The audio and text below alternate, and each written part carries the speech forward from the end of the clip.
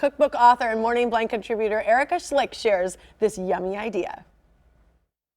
I'm a big breakfast person and I'm always looking for new ways to start my day, and today I'm going to show you how to make a delicious and nutritious sheet pan breakfast. And we're going to be using a base of potatoes, but you can easily swap this out for sweet potatoes. We're going to make sure to get some of our greens in there, some healthy fats with our bacon and eggs. So let's get started. I've got my potatoes here that I've gone ahead and diced, and I'm using 2 potatoes today. And again, you can swap these out for sweet potatoes or any other kind of root vegetable you'd like. And I've got some melted coconut oil here, and we're going to make our oil herb mixture for the potatoes. So I've got some fresh chopped oregano, some fresh chopped sage, a little bit of garlic powder, and I'm using an Italian seasoning that has also some fennel and parsley in it, and of course a little more garlic and a little sea salt. Now we're just gonna whisk this together, and this is gonna be what we coat our potatoes with. So I'm gonna go ahead and start pouring this over our potatoes here, and that's it for our seasoning. We are gonna add a little bit of fresh chopped shallots that I've got here, just because it gives it such a great flavor, and that's it. We're gonna go ahead and coat our potatoes, get this mixed in here, and don't worry about making sure all the shallots are in there. They're gonna, as they cook, they're gonna kind of break down and fall through the potatoes, and that's it.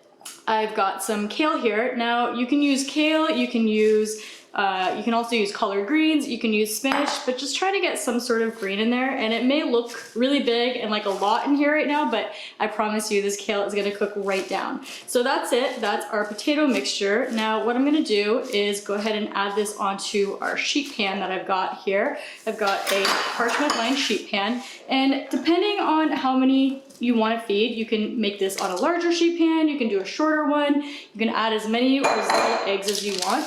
But that's it. We're just gonna go ahead and get this spread out here, and then we're gonna get this in our oven at 425, and we're gonna cook it for about 15-20 minutes. You wanna keep an eye. You want the potatoes to be browning but not overcooking, and we're gonna top it with some bacon. So I have about 4 strips of chopped bacon here, and again, that's just gonna give it such a delicious flavor, add a little extra crunch, and that's it. Into the oven we'll go, and once we pull it out in about 15-20 minutes, we're gonna add our eggs back into the oven, and then your breakfast is ready. So this is a perfect breakfast to make if you're in the morning trying to get ready. Put it in the oven, come back, and your breakfast is served.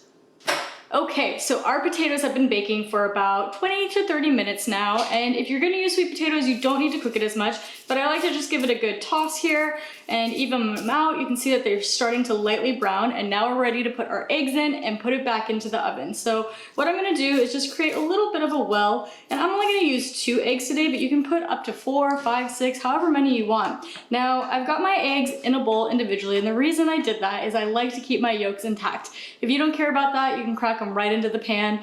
If you want them to look a little prettier and have the yolks intact, I recommend doing it this way, and then carefully pouring it into the wells that you created. So we've got one of our eggs there, and we've got our second egg here. And that's it. Now we're gonna put this back in the oven. We're gonna bake it for now about 6 to 8 minutes, just until the white's set.